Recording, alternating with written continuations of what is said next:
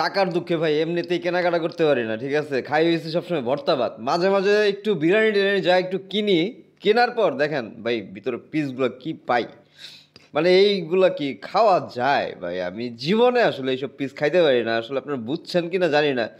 এখন মানে ভোক্তা অধিকার তো আর কম হানা দেয় না, কিন্তু আসলে মানে তারপরেও আমার কেন যেন মনে হয় যে এই যারা মানে তেহারি বেহারি বিক্রি করে, বিশেষ করে তেহারিটা, হ্যাঁ, এই তেহারিগুলা আসলে কিসের মাংস দিয়ে যে বানায়, এই যে এটা আদৌ গরুর মাংস কিনা।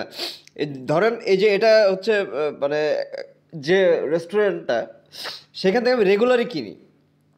মানে আল্লাহর 30টা দিনই আমি এই একই ধরনের পিস পাই, একই ধরনের পিস, একই ধরনের এই যে তেল, মানে এগুলো মাংস না ভাই, এগুলো যে কিসের মাংস সে আল্লাহই জানে আর ওনারাই জানে। হ্যাঁ, মানে আমি তো বাসায় গরুর মাংস যখন কিনে আমি বাসায় যখন বানায় খাই, তখন তো ভাই এই ধরনের কিছু মানে আমি পাই না।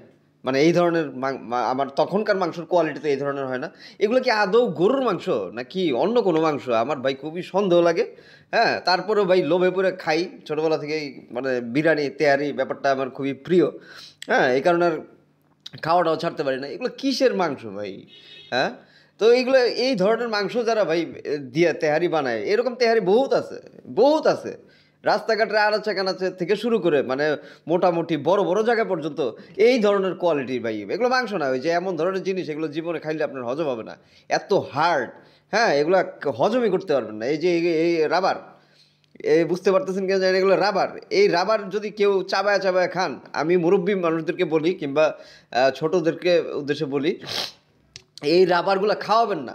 বিশেষ করে যারা বুঝতে পারেন, যারা বুঝেন, এগুলো রাবার এক ধরনের। এই রাবারগুলো খাওয়াবেন না। এগুলো খাওয়াইলে মানে ধরেন মানে আমি বিশেষ করে আমার আম্মাকে বলি। হ্যাঁ, আমার আব্বার অবস্থাটা জানি না, আমার আব্বার হয়তো বা এখন দাঁতের দুঃখেও খেতে পারেন না, কিন্তু আমার আম্মার উদ্দেশ্যে বলি। আমার আম্মা করে কি, এগুলা ধরেন মুখে নেয়, মুখে নিয়ে মানে চাবানোর ট্রাই করে, শেষ পর্যন্ত আর চিবাতে পারে না, কত করে গিলে ফেলে। গিলে ফেললেই সমাধান মনে করে। হ্যাঁ, মানে গিলে ফেলার পর আমি যে পেটের ভিতরে দিয়ে দিলাম, মানে আমি আমার বডিকে যে এক্সট্রা কত বড় একটা কাজের লোড চাপিয়ে দিলাম, এটা মানে সে কল্পনা করতে পারে না। তার মতো পৃথিবীর কোটি কোটি মানুষ, বা বিশেষ করে বাংলাদেশের কোটি কোটি মানুষ, মানে তাদের কথা খাইতে হবে, যেমনই হোক খাইতে হবে। কেন আমি এমন জিনিস খাবো যে জিনিসটা মানে হজম করতে, যে জিনিসটা আমার বডি, আমার দাঁতই ভাঙতে পারতেছে না, আমার দাঁতের মতো একটা শক্ত হাড্ডির জিনিসটা সেটা ম্যাশ করতে পারতেছে না, কিন্তু আমার বডিকে আমি ঢুকাই দিচ্ছি। যারা কিনা সামান্য অ্যাসিড ট্যাসিড বার্ন করে, মানে যাদের ই করতে হবে, এত বার্ন, কত অ্যাসিড ঢালতে হবে চিন্তা করেন এটাকে বার্ন করতে হলে। ঠিক আছে, এরকম শক্ত জিনিস আমি কেন বডিকে দিব? এদিকে কোনো দিন মানে লেবু, যারা আছে লেবু কোনোদিন কাঁচা লেবু পাইনি, ভাগ্যিস আজকে কাঁচা লেবুটা পাইছি। শশা পাই সবসময় পাকা শশা, লেবু পাই পাকা লেবু। মানে এত টাকা এখন একটা তেহারি, আগে খাইতাম 50 টাকা করে তেহারি, এখন এক একটা তেহারি কিনতে লাগে হয়েছে 140 টাকা 50 টাকা। হ্যাঁ, 150 টাকার মতো তেহারি কিনে দেয় হচ্ছে পাকা লেবু, পাকা মরিচ, মানে মরিচ পাকা না থাকলেও ঝাল ছাড়া মরিচ, অল টাইম ঝাল ছাড়া মরিচ দিবে, পাকা লেবু দিবে, আর পাকা শশা দিবে। আর এদিকে মাংসগুলো দিবে ভাই রাবারের মাংস। তো আমি যারা তেহারি বিক্রেতা আপনাদেরকে হুঁশিয়ারি দিয়ে বলতে চাই, ভাই আপনারা যদি কোনো অন্য কোনো উল্টাপাল্টা মাংস বিক্রি করেন, ভাই বাদ দেন। ঠিক আছে, অন্য মাংস বিক্রি করা বাদ দেন। যারা স্থানীয় যারা আছেন তেহারি, মানে যারা কিনে খান, তাদের উদ্দেশ্যে বলতে চাই, আপনারা ভাই আশা করি অনেকেই মাংস চিনেন, আমি চিনি না, কিন্তু অনেকেই মাংস দেখলেই বলতে পারবেন, ধরলেই বলতে পারবেন এটা কিসের মাংস। যদি কোনো উল্টাপাল্টা পান, মানে সাথে সাথে ব্যবস্থা নেন ভাই, বুঝছেন, সাথে সাথে ব্যবস্থা নেন।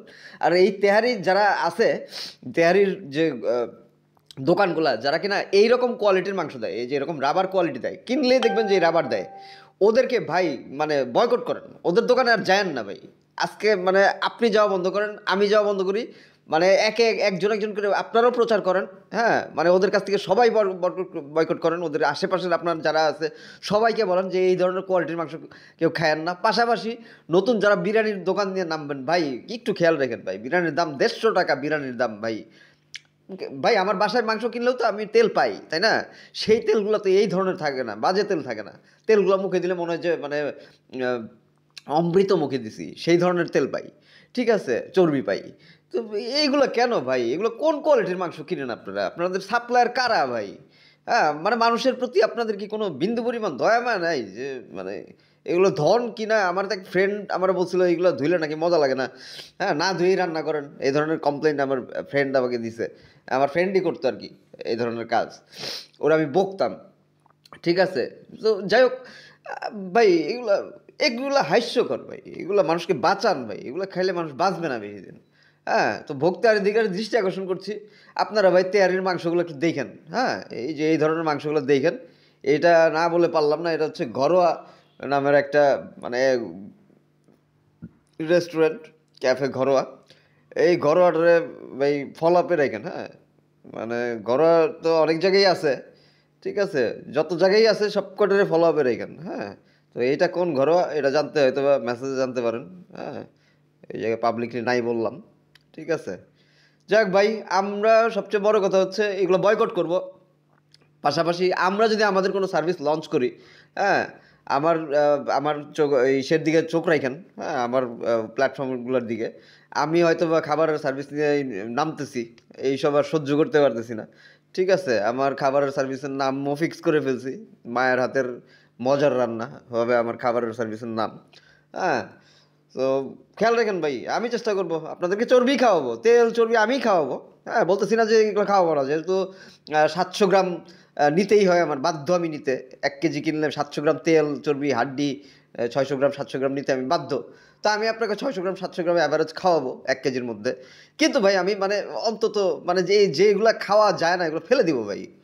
এত মানে 2 দিনের দুনিয়া এত টাকা দিয়ে কী করবো আমি বলেন, এই যে এগুলো খাইতে পারবেন না, আমি ভাই ফেলে দিব, হ্যাঁ। মনে রাখেন ভাই আমার নামটা, হ্যাঁ মায়ের হাতের মজার রান্না আমার নামটা ফিক্স করে ফেলছি, ঠিক আছে। কারো খাইতে মন চাইলে হয়তো বা ভবিষ্যতে খোঁজ খবর রাখতে পারবেন, অন্তত পরিষ্কার জিনিস পাবেন ভাই, হ্যাঁ হেলথের ইস্যু জানি না, পরিষ্কার জিনিস পাবেন ইনশাল্লাহ। ভালো থাকেন ভাই, আসসালামু আলাইকুম।